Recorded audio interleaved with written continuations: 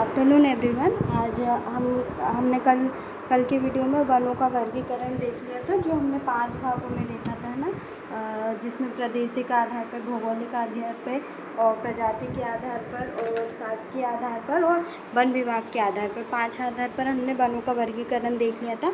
आज हम प्रमुख वनोपज को देखेंगे जो मध्य प्रदेश के अंतर्गत है ना। सबसे पहले सागौन वन को देखेंगे। सागौन वन का कल मैंने आपको बता ही दिया था कि प्रजाति के आधार पर सागौन वन का बॉटनिकल नाम क्या है, टेक्टोना ग्रेडिस। और इसका मैंने परसेंटेज भी आपको बता दिया था कितना है। इसका परसेंटेज 19.36% क्षेत्र पर सागौन वन पाए जाते हैं। और इसका प्रमुख क्षेत्र देखें तो प्रमुख क्षेत्र होशंगाबाद, जिसके अंतर्गत विशेषकर बोरी घाटी जो है क्षेत्र उसमें पाए जाते हैं। जबलपुर में बैतूल, सागर, छिंदवाड़ा और मंडला क्षेत्र में ये पाए जाते हैं ना। और इसके अंतर्गत अगर आपसे ये पूछ सकते हैं कि इसका उपयोग किस चीज़ में किया जाता है, तो इसका उपयोग मुख्यतः वैसे तो बहुत चीज़ों में किया जाता है, पर मुख्यतः इसका निर्माण भवन निर्माण और फर्नीचर निर्माण है ना। भवन निर्माण और फर्नीचर निर्माण में जो सागौन के वन है उसका प्रयोग किया जाता है ना। सागौन के वन का प्रयोग किया जाता है। अगर आपसे एक क्वेश्चन ये भी पूछ सकते हैं कि सागौन वन का सर्वाधिक क्षेत्र कहाँ पर है, या जो सागौन वन है वो किस वनों में पाए जाते हैं। जैसे उष्णकटिबंधीय वन हमने कल ये देख ही लिया था, पर फिर भी मैं आपको बता देती हूँ। तो जो सागौन वन है वो उष्णकटिबंधीय वनों के अंतर्गत पाए जाते हैं। उष्णकटिबंधीय पर्णपाती वन है ना, और जिसमें किसकी काली मृदा की बहुलता रहती है ना। ये आपसे छोटे छोटे टॉपिक है, पर कहीं ना कहीं एग्ज़ाम में इन्हीं चीज़ों से क्वेश्चन आ ही जाते हैं ना। और सबसे ज़्यादा सागौन वन का जंगल, अगर आपसे ये सवाल क्वेश्चन पूछे कि सागौन वन का जंगल किसे कहते हैं, तो रातापानी क्षेत्र, जो रातापानी अभ्यारण्य है, उस रातापानी अभ्यारण्य व बोरी जो घाटी है वो जो होशंगाबाद में है, उसको क्या बोलते हैं, सागौन वन का जंगल कहते हैं ना। अब हम नेक्स्ट देखेंगे साल वन का है ना। तो इसमें क्या है, जो साल वन है कल मैंने आपको बता ही दिया था। इसका जो बॉटनिकल नाम है वो सेरियो रोबस्टा है। और ये कितने परसेंट क्षेत्र पर पाया जाता है, 4.15% क्षेत्र पर ये पाया जाता है। और प्रमुख क्षेत्र इसका सागौन के बाद इसका क्या दूसरा स्थान है। और ये किस क्षेत्र में पाए जाते हैं, मुख्यतः बालाघाट में है ना। बालाघाट मंडला है, जबलपुर है, बैतूल है, सिवनी, मंडला, सागर में है ना। और अगर इसमें आपसे पूछे कि इसका उपयोग किस लिए किया जाता है, तो विशेषकर इसका उपयोग रेलवे स्पीकर बनाने में किया जाता है। रेलवे स्पीकर बनाने में सबसे ज़्यादा उपयोग किसके, रेलवे स्पीकर बनाने में किया जाता है सबसे ज़्यादा। उसके बाद वाहन निर्माण, भवन निर्माण है ना, फर्नीचर निर्माण, पुलिया, खंबे आदि इसका उपयोग किया जाता है ना। और नेक्स्ट अगर देखें, जैसे हमने देखा था कि सागौन वन के जंगल किसको कहते हैं, रातापानी अभ्यारण्य और बोरी घाटी को कहते हैं। वैसे ही जो साल वृक्ष का जंगल है,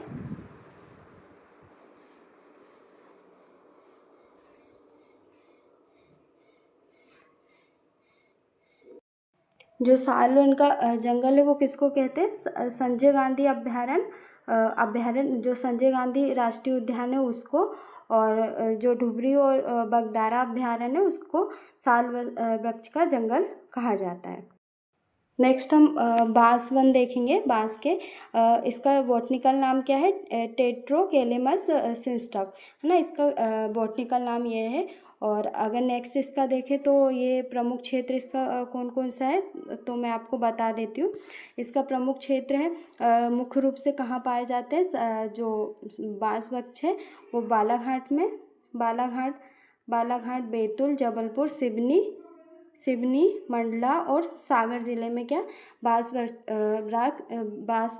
वन। अगर इसके उपयोग की बात करें तो इसका उपयोग किस लिए किया जाता है। सबसे पहले तो मुख्य रूप से कागज़ निर्माण में इसका प्रयोग किया जाता है। लुगदी निर्माण में, टोकरी है ना, चटाई आदि बनाने में क्या बांस वृक्ष के पनों का प्रयोग किया जाता है। अब आपको एक फैक्ट याद रखने की ज़रूरत है कि जो राज बांस मिशन है उसकी शुरुआत कब हुई थी। 3 जुलाई 2013 को ना। मैं आपको 3 जुलाई 2013 को राज बांस मिशन की शुरुआत की गई थी। और अगर इसमें भारत के परिप्रेक्ष्य में देखें तो भारत बांस मिशन की शुरुआत कब हुई। 7 मई 2007 को, है ना।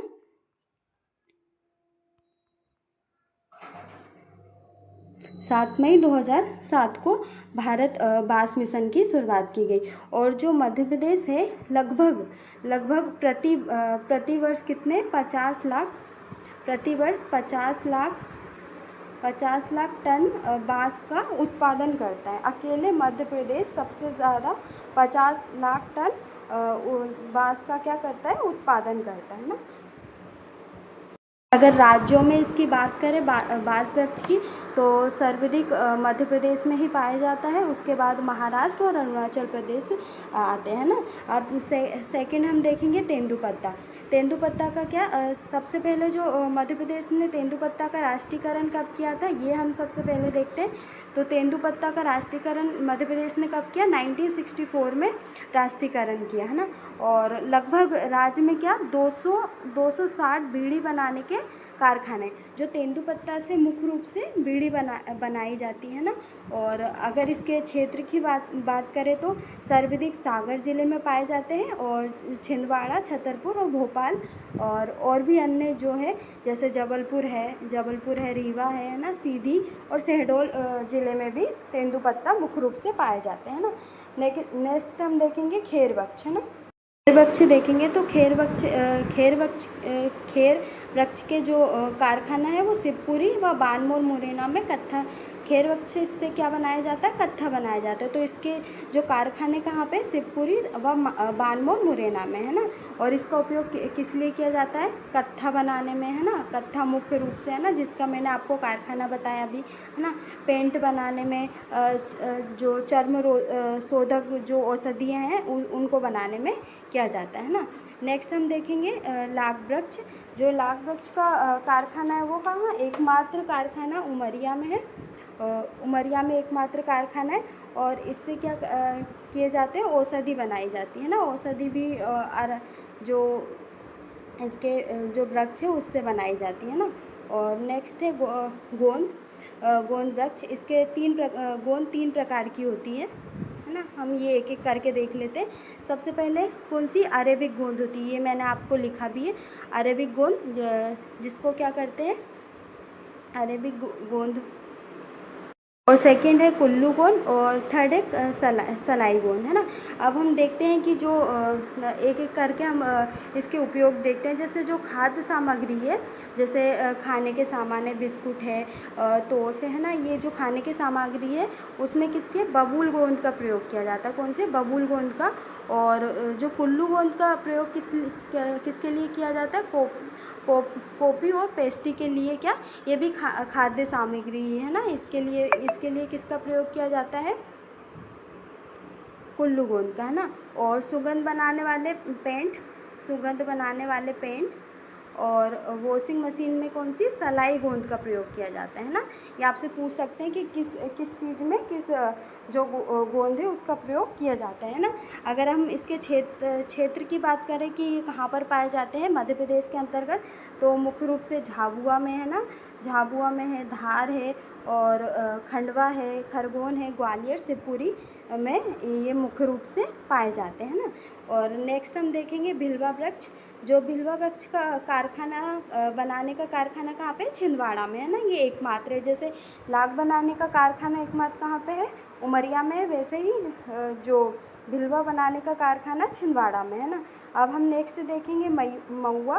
तो इसका उपयोग किसके लिए किया जाता है, शराब और औषधि निर्माण में इसका उपयोग किया जाता है ना। अब हम जो मध्य प्रदेश के अंतर्गत प्रमुख योजनाएं जो हैं उनके बारे में देख लेते हैं ना। सबसे पहले सामाजिक विंग की योजना, ये कब प्रारंभ की गई? 1976 में प्रारंभ की गई। इसके अंतर्गत क्या किया जाता है? जो निजी रोपण है,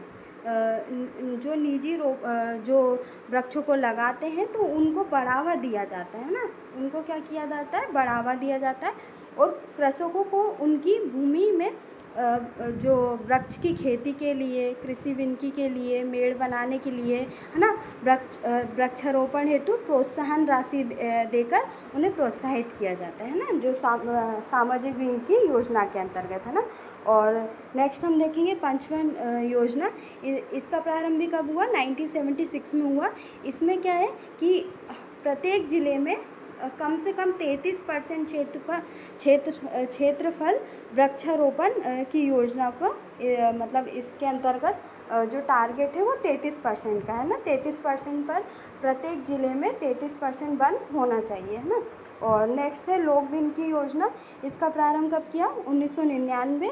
और इसमें क्या किया? जो निजी स्वामित्व है उनकी ज़मीनों पर, है ना, खड़े वृक्षों के प्रबंधन के लिए इस योजना का प्रारंभ किया गया, है ना। और वनस्पति वन पंचवर्षीय योजना, इसका प्रारंभ कहाँ? कटनी ज़िले से किया गया। और यह एक महत्वाकांक्षी योजना है। और संजीवनी आयुर्वेद योजना, इसका प्रारंभ कहाँ से किया? भोपाल से किया। और अभी वर्तमान में इसके कितने केंद्र हैं? 22 विक्रय केंद्र हैं, है ना, जिसमें बालाघाट में है, छिंदवाड़ा में है, कटनी में, है ना, इसके प्रमुख केंद्र हैं। बाकी टोटल अगर पूछे तो 22 केंद्र हैं, है ना। नेक्स्ट हम देखेंगे विन की पुरस्कार, है ना, जो वनों के अंतर्गत मिलने वाले मध्य प्रदेश सरकार द्वारा प्रमुख पुरस्कार, जैसे शहीद अमृता देवी पुरस्कार। ये जो अमृता देवी हैं वो मुख्य रूप से राजस्थान से, तो आपको ये जो याद रखना ज़रूरी है कि राजस्थान में ये कब प्रारंभ हुई। तो राजस्थान में ये 1994 में प्रारंभ हुई और मध्य प्रदेश के अंतर्गत 2001 में ये प्रारंभ हुई, है ना। इसके अंतर्गत जो वृक्षों को बचाने के लिए अपने प्राणों की बलि देते हैं उनको ये पुरस्कार दिया जाता है ना।